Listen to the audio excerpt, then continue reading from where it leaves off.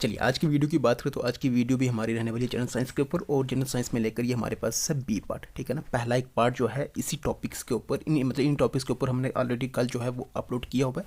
आप जाके अगर आपने उस पहले पार्ट को नहीं देखा, पहले उसको देख लें, उसके बाद फिर इस पार्ट को भी देखें। ओके, पहले कल वाले पार्ट में हमने किए थे 60 क्वेश्चन, और आज इस वाले पार्ट में भी 60 से कम है, मतलब 50 और 60 के बीच में आज आपको देखने को मिलेंगे। कल वाले पार्ट में हमने इन पहले 4 टॉपिक्स के ऊपर क्या करा था, MCQs करे थे, ठीक है ना। और ये 3 टॉपिक जो थे वो रह गए थे, इनमें नहीं किया था, ठीक है। आज हम करेंगे इन 3 टॉपिक्स के ऊपर MCQs, ठीक है। अब बात करें तो ये वीडियो जो है ना, ये स्पेसिफिकली रखी है, ये मतलब स्पेसिफिकली जो है लाई है किसके लिए, फीमेल सुपरवाइजर के एग्जाम के लिए, ठीक है, जो कि JKSSB 19 जून को कंडक्ट करने जा रही है, ठीक है। अब देखिए ये क्वेश्चन तो अपने करने, लेकिन अब देखिए जैसे 10 नंबर का आपके पास क्या होगा, 10 नंबर है इसके, ठीक है ना। तो 10 में से आपको, हाँ आप देखें, कम से कम आपको मिनिमम आपको 150 के करीब जो MCQs है ना वो करने, ठीक है ना। अब मैं ये क्यों कह रहा हूँ कि देखिए जैसे 60 कल मैंने किए थे, 60 आज किए, ठीक है, 60 के करीब 120 आपको यहाँ पे देखने को मिलेगी। तो अब एक्स्ट्रा क्वेश्चन भी कुछ लाऊंगा, 30-40 के करीब एक्स्ट्रा क्वेश्चन कुछ और लाऊंगा मैं, जो कि आपने उनको भी देखना है, ठीक है ना। और फिर आपके साथ साथ जो रिवीजन है वो भी अच्छे से हो जाएगी। जितने देखिए जितने MCQs आप ज़्यादा करेंगे ना सिलेबस के, मतलब इसी सिलेबस के ऊपर ही है ना सारा, तो जितने इसके रिलेटेड आप MCQ ज़्यादा करेंगे, इतनी पॉसिबिलिटी है, इतनी प्रोबेबिलिटी है कि आप एग्ज़ाम में जाकर वो जितने 10 क्वेश्चन होंगे 10 में से आप ज़्यादा करने की मतलब जो प्रोबेबिलिटी है वो भी बढ़ जाएगी, ठीक है ना। इसलिए आपने क्या करना है, ज़्यादा MCQs क्या करना है, ठीक है ना। और रिवाइज जितना हो सके उतना करना है, ओके। हाँ चलिए अब हम चलते हैं अपने नेक्स्ट क्वेश्चन के। चलिए अब आज है हमारे पास 61st क्वेश्चन, और वो है हमारे पास which of the following is an insectivorous plant, इनमें से कौन सा इंसेक्टिवोरस प्लांट है, ठीक है। अब देखिए इंसेक्टिवोरस प्लांट पहले आप देख लें होता क्या है। इंसेक्टिवोरस प्लांट वो प्लांट होता है जो क्या करता है, इंसेक्ट जो करता है अपनी तरफ क्या करता है, मतलब उनको ट्रैप करता है, ठीक है ना। और उसके बाद उनको क्या करता है वो, हाँ इसमें डाइजेस्ट कर देता है, ठीक है ना। अब देखिए ऐसा क्यों करता है ये, इंसेक्टिवोरस प्लांट जो होते हैं ना, जिस साइल में ये होती है ना, उस साइल में जो नाइट्रोजन कंटेंट होता है ना वो बहुत कम होता है, तो मतलब नाइट्रोजन डेफिशिएंट साइल होती है वो, ठीक है। और उसी के चलते फिर आपने इनको न्यूट्रिएंट्स जो कंप्लीट करना पड़ते हैं ना, उसके लिए क्या करते हैं, इन इंसेक्ट्स को क्या करते हैं, ट्रैप करते हैं, और इनसे फिर अपने न्यूट्रिएंट्स क्या करते हैं वो कंप्लीट करते हैं, ओके। हाँ हमें क्या करना है कि इनमें से इंसेक्टिवोरस प्लांट को बताना है, तो कौन सा बताइए आप, क्या होगा इसका आंसर, वो होगा आपके पास पिचर प्लांट। पिचर प्लांट आपको मिलेगा, ये होता है कौन सा इंसेक्टिवोरस प्लांट, ये मिलेगा मेघालय में, ऑस्ट्रेलिया में, ठीक है ना। इन जैसी जगहों पर ये प्लांट आपको देखने को मिलता है, ठीक। इंडिया में हमें ये मेघालय में देखने को मिलेगा, ओके। ये प्लांट होता है। उसके बाद आपके पास और भी होते हैं, एक तो और भी होता है, एक होता है वीनस फ्लाई ट्रैप होता है ऐसे नाम करके, और एक और होता है आपके पास कौन सा, कोबरा लिली, ये भी होता है, ये भी कौन से होते हैं, इंसेक्टिवोरस प्लांट ही होते हैं, okay.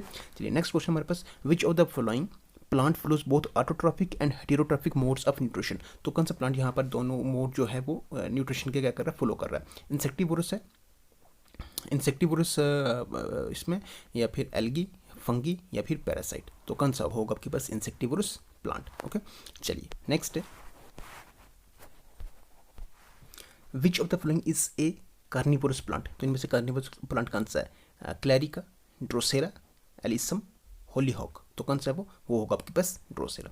Next, night blindness is cause due to deficiency of, किसकी डेफिशिएंसी हो रहा है, vitamin A, vitamin D, A, E and K, किससे हो रही है, नाइट ब्लाइंडनेस या जीरोफ्थाल्मिया भी कहते हैं इसको, किससे हो रही है, विटामिन ए की डेफिशिएंसी, ओके। चलिए नेक्स्ट है, in human there are 13 vitamins which are essential for healthy living, okay. Bleeding of gums and delayed healing of wounds, gums का bleed होना, ठीक है, और उसके साथ साथ जो wounds है उनका मतलब जो जख्म है उनका लेट चढ़ना, वो एक डेफिशिएंसी, किस विटामिन की डेफिशिएंसी से ऐसा होता है, ए, बी, सी या डी, तो किसकी डेफिशिएंसी से ऐसा होता है, वो होता है आपके पास किसकी, विटामिन सी की डेफिशिएंसी से ऐसा होता है, ओके। चलिए नेक्स्ट है, vitamins are substances that our body needs to grow and develop normally, okay. The vitamin prepared in our body with the help of sunlight, जो ये हमारी बॉडी में ही प्रिपेयर होता है, मतलब ये हमारी स्किन में ही प्रिपेयर होता है सनलाइट की हेल्प से। कौन सा किसकी बात हो रही है, डी, ए, के या ई, तो किसकी हो रही है, ये विटामिन डी की बात हो रही है। नेक्स्ट मर्क्यूरी है, जो इसमें मिनामाटा इससे हो रही है, ठीक है ना। तो इटाई किससे हो रही है, मिनामाटा डिजीज किससे हो रही है, मर्क्यूरी से हो रही है। इटाई किससे हो रही है, लेड, निकल, आयरन या कैडमियम से, किससे हो रही है, ये कैडमियम से हो रही है, ओके। चलिए नेक्स्ट है, during the pandemic doctors are advising to consume vitamin C rich food, okay.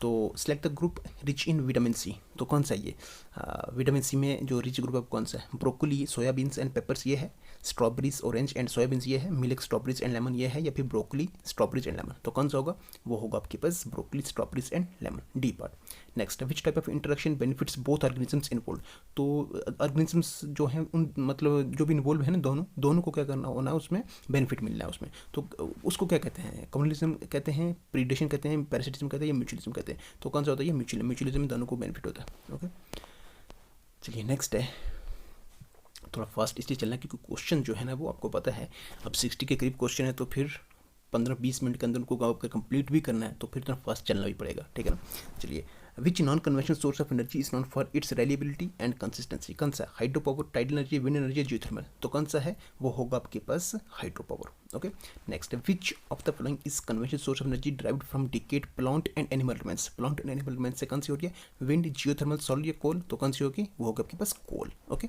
Geothermal के बारे में आपने अभी जाना, जियोथर्मल की अगर बात करें तो जियोथर्मल हमारे एक्चुअली अर्थ के कोर से ये निकलती है, ठीक है ना, और वही एनर्जी जो अर्थ के इनर से निकल रही है, ठीक है ना, और उसका यूज़ करके आगे मतलब उसी का आगे यूज़ कर रहे हैं, फिर वो कौन सी होगी आपके पास, जियोथर्मल होगी। बाकी जो आप इसमें डेड प्लांट और एनिमल रिमेंस से आपको ये पेट्रोलियम और पेट्रोलियम प्रोडक्ट्स आपको मिलेंगे यहाँ पर इससे, ठीक है ना।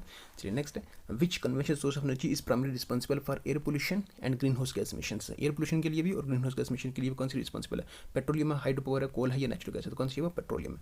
Next, what is the primary function of water in the body, तो बेसिक फंक्शन क्या होता है वाटर का बॉडी में, source of energy, building muscle tissue, temperature regulation, या फिर एनहेंसिंग ब्रेन फंक्शन, तो ये याद रखना टेम्परेचर रेगुलेशन, टेम्परेचर को रेगुलेट करता है, ये काम होता है किसका, पानी का। ओके, बॉडी में। नेक्स्ट है, what which of the following is autotroph, तो इनमें से ऑटोट्रॉफ कौन सा है, ऑटोट्रॉफ मतलब जो क्या करता है, आप अपनी खुराक जो है वो खुद बनाता है, ठीक है ना, तो ह्यूमन है, प्लांट है, एनिमल या फंगी है, तो कौन सा है वो होता है आपके पास प्लांट। ओके, चलिए नेक्स्ट है,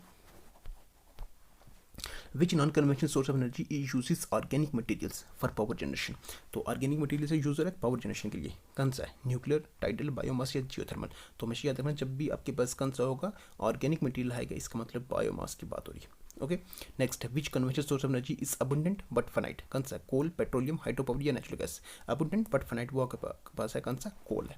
ओके, चलिए नेक्स्ट है, which conventional source of energy is most commonly use for electricity generation world wide, तो इलेक्ट्रिसिटी जनरेशन वर्ल्ड वाइड के लिए कौन सा यूज होता है, नेचुरल गैस है, कोल है, पेट्रोलियम है, हाइड्रो पावर है, तो कौन सा है वर्ल्ड वाइड जो इलेक्ट्रिसिटी सबसे ज़्यादा अगर देखेंगे तो यूज हो रहा है कौन सा हो रहा है, कोल हो रहा है, ठीक है ना। इंडिया में भी अगर बात करें तो सबसे ज़्यादा जो इलेक्ट्रिसिटी जनरेट हो रही है वो किससे हो रही है, कोल से ही हो रही है। Okay, next, in parasitism the organism that benefits is called, क्या कहते हैं उसको, होस्ट, प्रीडेटर, प्रे या म्यूचुअलिस्ट, क्या कहते हैं उसको, होस्ट कहते हैं। ओके, चलिए नेक्स्ट है, which conventional source of energy is derived from the remains of pre historic plant and animals, तो pre historic plant and animals से क्या आप देखेगा, coal, natural gas, petroleum, hydro power, petroleum है। ओके, नेक्स्ट है, which conventional source of energy is considered the most versatile and widely used, कौन सी है, नेचुरल गैस है, कोल है, पेट्रोलियम, हाइड्रो पावर है, तो कौन सी है, petroleum, C part. Next, which of the following nutrition deficiencies causes the condition osteoporosis, तो ऑस्टियोपोरोसिस जो हो रहा है ये किसकी डेफिशिएंसी, किस न्यूट्रिशन डेफिशिएंसी हो रहा है, प्रोटीन, कार्बोहाइड्रेट, कैल्शियम या फैट, किसकी हो रही है, कैल्शियम की वजह से। ओके, चलिए नेक्स्ट है, which conventional source of energy is known for its high energy content and easy transportability, कौन सा, हाई एनर्जी कंटेंट है और ट्रांसपोर्ट भी उसकी इजिली रहती है, नेचुरल गैस, कोल, पेट्रोलियम या फिर हाइड्रो पावर, तो आपके पास कौन सा वो petroleum. Next, which nutrient helps in absorption of fat soluble vitamins and support cell membranes, कौन सा, प्रोटीन, फैट, कार्बोहाइड्रेट्स या मिनरल्स, तो फैट सोल्यूबल में आपको कहाँ दिखेगी, फैट में, बी पार्ट। ओके, चलिए नेक्स्ट है,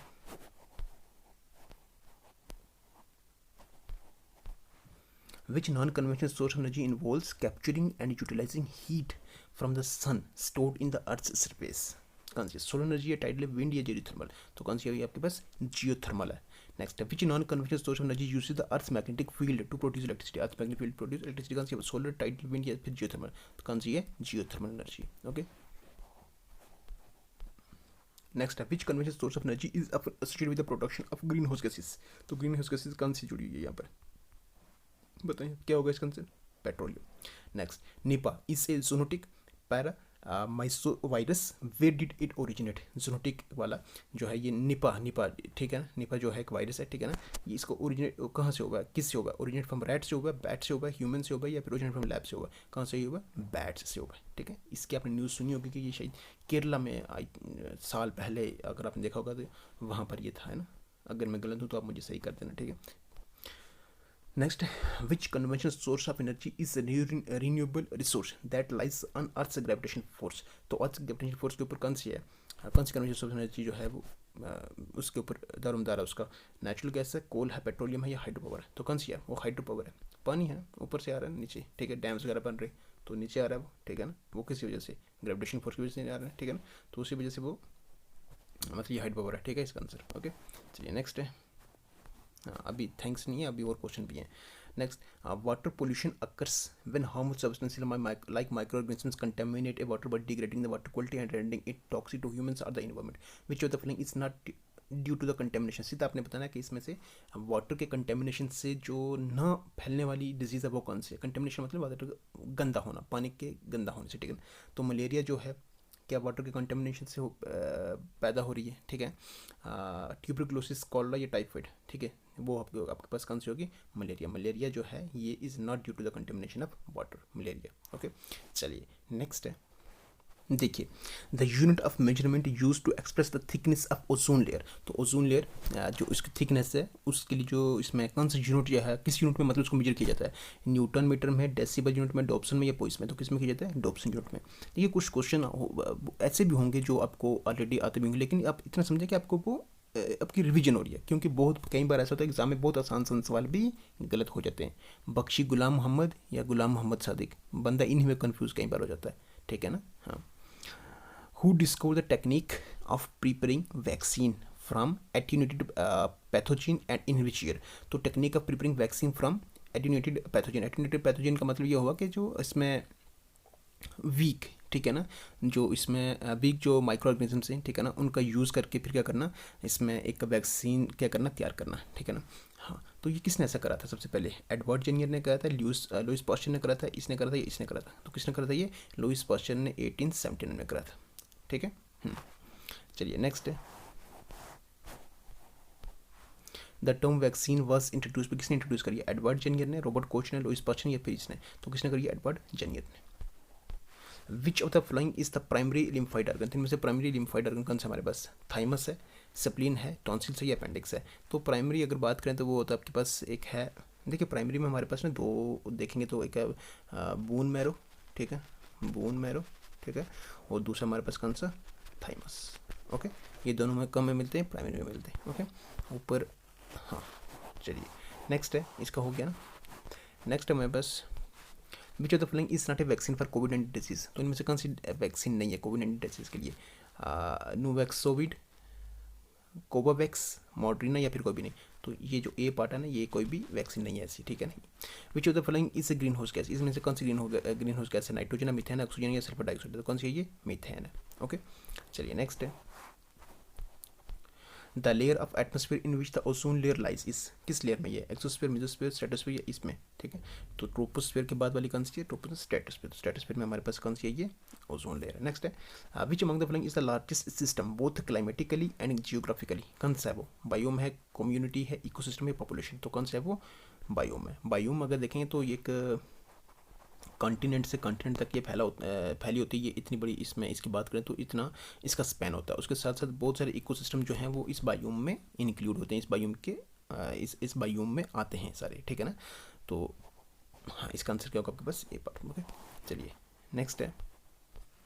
what is the full form of GIS। तो GIS की फुल फॉर्म क्या है, जियो थर्मल इंफॉर्मेशन सिस्टम, जो global information system, geological information system, या फिर जियोग्राफिकल इंफॉर्मेशन सिस्टम। तो कौन सा, ये geographical information system, D part इसका आंसर है। ओके, चलिए नेक्स्ट है। Why do food chains and food webs start with green plants. तो क्यों हो रहा है ऐसा, because plants can absorb the sun's energy to produce food, या फिर because most green plants are tasty. ये तो कहीं बनता ही नहीं है। Because most green plants eat other plants, because most plants are animals, इसका ए पार्ट आंसर है, मतलब because plants can observe the sun's energy to produce food, ठीक है ना। ऑटोट्रॉफ्स हैं तो इनसे आगे फिर क्या शुरुआत हो जाती है आगे, ठीक है। चलिए नेक्स्ट है, environment protection act of India was enacted in which of the following year, कब हुआ ये, 1980, 86, 90 या 92 में, कब हुआ ये, 1986 में, ओके। चलिए नेक्स्ट है, Jenner prepare the vaccine of smallpox by using, तो किससे बनाई थी इसने, attenuated pathogen of smallpox, the killed pathogen of smallpox, the attenuated pathogen of cowpox, pathogens from the cowpox pustule, pustule, ठीक है ना। तो next, what is the basic principle of immunisation and vaccination, basic principle क्या है इसका, it is based on the number of B and T lymphocytes, it is based on the property of memory of the immune system, it is based on antigen antibody interactions, it is based upon the number of white blood cells. तो किसके ऊपर है ये आपके पास, it is based on the property of memory of the immune system, okay, B part इसका answer है। Next है,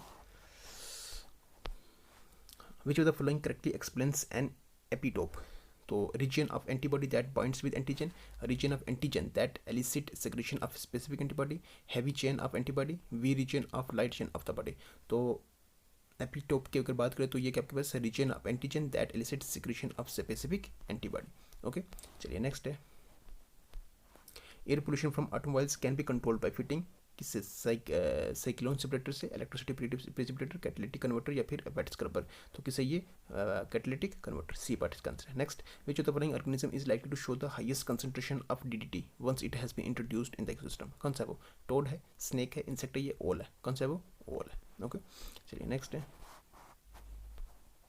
अब थोड़े क्वेश्चन बचे, in natural system consisting of all plants animals and microorganisms in an area function together with the non living physical factors of the environment, living non living क्या मिलकर क्या बनेगा, पॉपुलेशन, कम्युनिटी, इकोसिस्टम या फिर ये biosphere, क्या बनेगा आपके पास, वो इकोसिस्टम बनेगा, ठीक है। Next, if a person is infected with some deadly microbes to which quick immune response is required, we need to directly inject the performed antibodies, this type of immunization is known as, क्या कहते हैं उसको, active immunisation कहते हैं, passive allergic या फिर ये क्या कहते हैं इसको, उसको कहते हैं पैसिव इम्यूनाइजेशन। अगर आपसे वो कहा जाए कि पैसिव इम्यूनाइजेशन होता क्या है, ये ऊपर डेफिनेशन लिखी है, पढ़ ले आप इसको, ठीक है ना। ये ऊपर सारा जो लिखा है वो किसके बारे में लिखा हुआ है, इससे पैसिव इम्यूनाइजेशन के बारे में, कि पैसिव इम्यूनाइजेशन होती क्या है, ठीक है। चलिए नेक्स्ट है, colostrum, the yellowish fluid secreted by mother during the initial days of lactation, is very essential to impart immunity to the newborn infants because it contains, सीधा सा है कि कोलोस्ट्रम जो येलोइश फ्लूइड होता है, ठीक है ना, ये मदर इसमें सिक्रेट करती है ड्यूरिंग लैक्टेशन। उसमें होता क्या है, दरअसल नेचुरल किलर सेल्स होते हैं, मोनोसाइट्स होते हैं, मैक्रोफेजेस होते हैं, या फिर इम्यूनोग्लोबिन ए होता है। तो क्या होता है इसमें, इम्यूनोग्लोबिन ए होता है। Next, which green house gas other than methane is produce by agriculture feeds, तो ग्रीन हाउस गैस में आपको मीथेन के बारे में बताया, लेकिन इसके अलावा कौन सी है जो एग्रीकल्चर फीड से प्रोड्यूस हो रही है, नाइट्रस ऑक्साइड है, सल्फर है, अमोनिया या आर्सेन है, कौन सी है वो, नाइट्रस ऑक्साइड है, ओके। चलिए next, which of the following fuels produce less carbon dioxide when burn, कौन से है, नेचुरल गैस, वैसे तो सभी हैं लेकिन लेस कौन प्रोड्यूस कर रहा है, पेट्रोल, डीजल या कोल, कौन सा वो, natural gas. Next, which the cells involve in inflammatory reactions are, कौन से, बेसोफिल से, न्यूट्रोफिल से, इजोनोफिल से, लिम्फोसाइट से, तो कौन सा है वो, बेसोफिल से, ओके। चलिए, और आज का हमारा लास्ट क्वेश्चन, और टॉपिक कभी आप लास्ट नहीं समझे, अब जो अगर 20 या 25 या जितने भी क्वेश्चन लाए वो आपको एक एक्स्ट्रा क्वेश्चन मिलने, ठीक है। Next, what is mean by marble cancer due to which the Taj Mahal is turning to yellow colour, तो क्या मतलब है मार्बल कैंसर का, जिसकी वजह से ताजमहल क्या हो रहा है, येलो कलर में हो रहा है। एसिडिक रेन विच क्रोड्स मार्बल, या फिर a large number of fungi in the marble of the Taj Mahal, या फिर yellowing of the marble on account of suit particles, या फिर स्मोक फ्रॉम द जर्निंग, ये तो क्या होगा इसमें, तो वो आपके पास एसिडिक रेन विच क्रोड्स मार्बल। इसके साथ में अगर देखेंगे तो बहुत सारी वहाँ पर अगर आप देखेंगे तो इंडस्ट्रीज़ वगैरह जो थी वो भी उनको क्या किया था, मतलब हाई कोर्ट ने कई बार उनको इंस्ट्रक्शंस दी हैं उसमें काम करने को लेकर, और उसके साथ साथ उसमें मतलब ऐसी डिवाइसेस फिट करनी है कि जिससे जो पोल्यूशन है वो कम की जाए, ठीक है ना, क्योंकि उससे क्या हो रहा था, वो सारा जो भी है मतलब जो पोल्यूशन वहाँ से निकल रहा था ना, वो सारा इसमें एसिड रेन, वो बाद में बात करें तो वो सारा पोल्यूशन जो है वो उसमें रिस्पॉन्सिबल हो रहा था, किसके लिए, इस ताजमहल की जो बिल्डिंग जो थी ख़राब हो रही थी ना, तो उस सब के लिए रिस्पॉन्सिबल वो पोल्यूशन थी, ठीक है ना। और वो पोल्यूशन जो मतलब इसमें वही पोल्यूशन फिर बाद में आई यार, पानी के साथ मिली तो फिर बारिश के साथ हुई तो एसिड रेन हो गया, और वही आपके पास क्या कर रहा है, कोरेट कर रहा है किसको, मार्बल को कर रहा है, ठीक है। और यही थे हमारे क्वेश्चंस, ठीक है ना।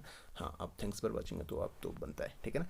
बाकी हाँ, ये थे आपके साइंस से रिलेटेड क्वेश्चंस फीमेल सुपरवाइजर के लिए। आपको ये जो वीडियो है आपके लिए जो क्वेश्चन लाए आपको कैसे लगे, वीडियो कैसी लगी है कमेंट करके जरूर बताएं। अगर अच्छी लगी तो लाइक जरूर करें, चैनल पर नए तो सब्सक्राइब भी जरूर कर दें, बेल आइकन को प्रेस करना बिल्कुल भी ना भूलें, क्योंकि उससे हर नए आने वाली वीडियो की नोटिफिकेशन आप तक सबसे पहले पहुंचती है। तो चलिए रखिएगा अपना health, take care, good bye.